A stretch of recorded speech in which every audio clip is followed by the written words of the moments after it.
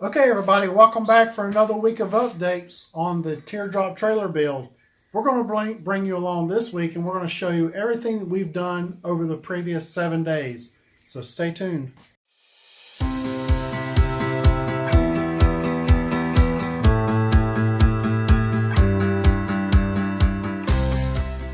All right, we've got all of our electricity hooked up inside of our cabin, and I want to show you how the lights are working. So come on in.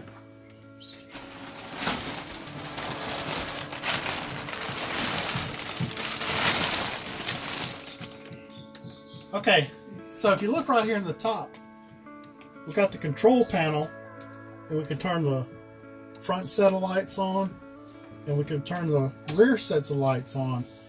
We have our USB charger, so we can charge our cell phones, and then we also have a 12-volt outlet up here so that we can plug in a 12-volt item and use electricity there.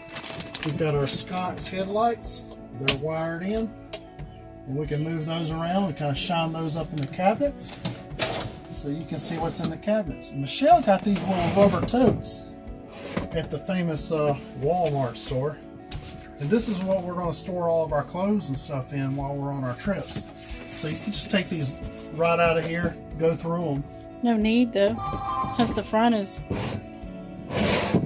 Yeah. And the front's cut out so you can access that from right there. So she also brought out some signs, so she's going to be hanging some decorative items real soon.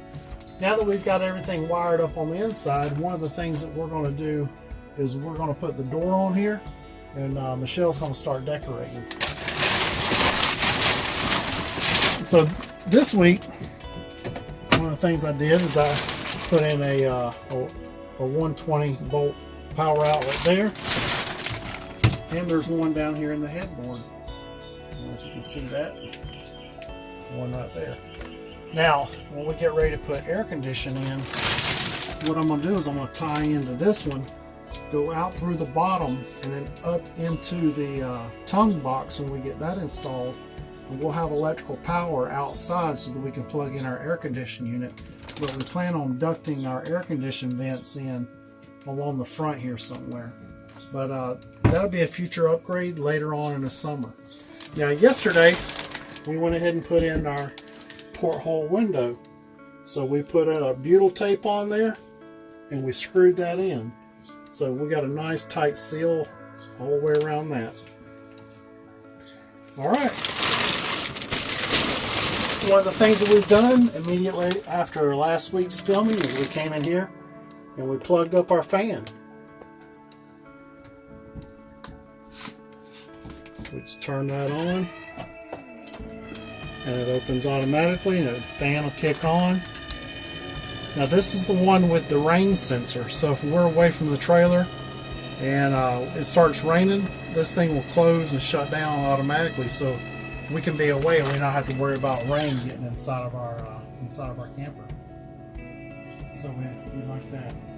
And right there on the porch light, got the porch light hooked up.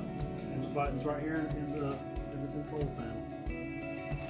Now, one of the things I want to show you, and I wasn't aware of this until but when you hook one light up to one dimmable switch, you can run your finger around the outside of the rim and it'll dim the light. But when I put two lights up, it won't dim. The only thing I can do is turn it on and turn it off. But that's it. So I ordered another couple of switches we're going to put in up here, and we're going to put each light on its own switch. That way we can dim the lights as we want. So if we get in here and we want just a little bit of light, we can select one switch, dim that thing down, and not have to worry about interrupting the other person that might be sleeping. So, okay, now let's go on to the galley and I'll show you what we got going on in the galley. Alright, got a bit of wiring project going on here in the back. But one of the things we talked about on last week's video was we were creating this board here that's got our power monitor on it, a 120 outlet, a 12 volt outlet, again a USB charger, and we're going to put a couple of switches for the galley lights that are going to be above us here. But the main idea is for this board to go inside, recessed. I got that wire hanging out, but I'll show you the general idea of what we're facing here. So we got that board that's going to set recessed, but then we made this other little board that match the cabinets, and we're going to hinge this. Now this is the idea until we actually start dealing with the hinging, but the idea is to hinge this up so you can access the lights, plug in.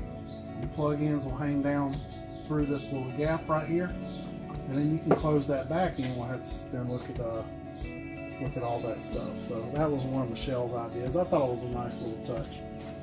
So that's one of the things we're going to be working on coming up. One of the things I'm working on today is getting our power monitor wired into our battery so that we can monitor the charging and the discharge of our battery, so that if we're several days away from being able to plug in and charge, we can monitor how much battery we have available and how quick we're using our electricity.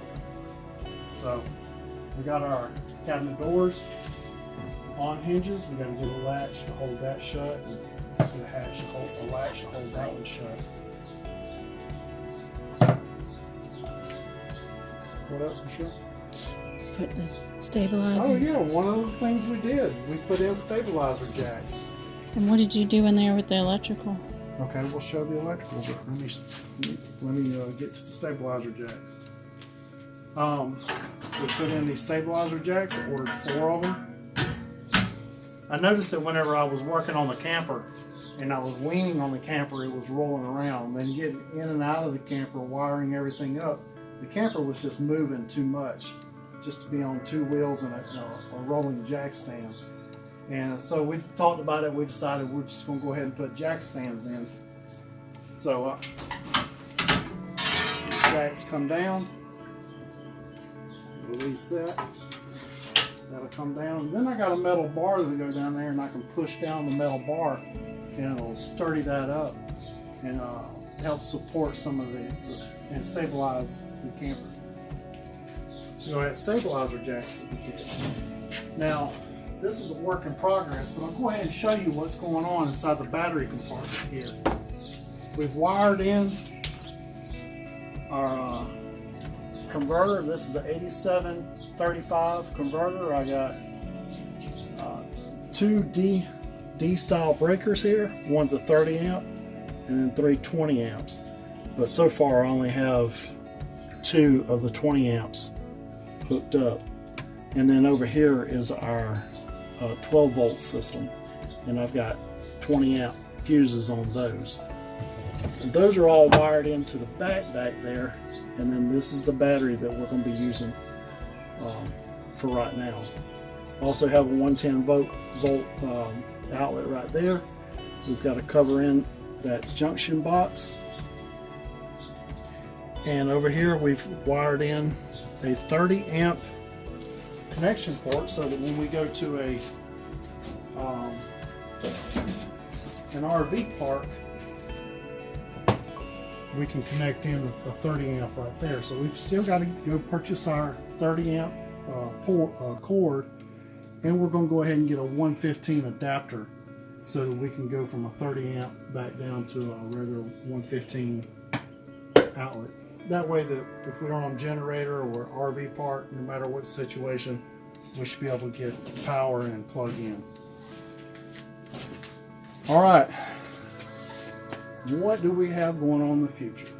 Hopefully starting today, we're going to start putting the insulation into these top spots. Right there, I've got the 2-inch styrofoam insulation panels. I bought 2 of them. Should be more than just one that I need. So 1 full one and a little bit of extra. So once we get our insulation put into our roof and we get all that sealed up, then we're going to go ahead and start cutting slats. We're going to close this bad boy up. We're almost done, people, and we are so excited. Michelle can't wait to get the door on there and get in there and start making that little thing a little camping home. So all right, well, that's what we've done this week, and hope that you enjoyed this. If you enjoyed the little tour and follow along as we've built this project, we ask that you hit the subscribe button below and follow us on our future updates and projects. Thanks for watching.